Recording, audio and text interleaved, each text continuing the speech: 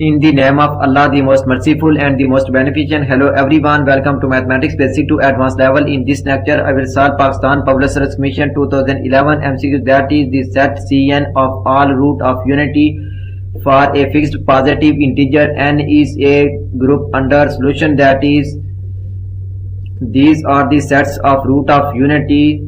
C2 is equal to 1 minus 1, C3 is equal to 1 omega square, it means cube root.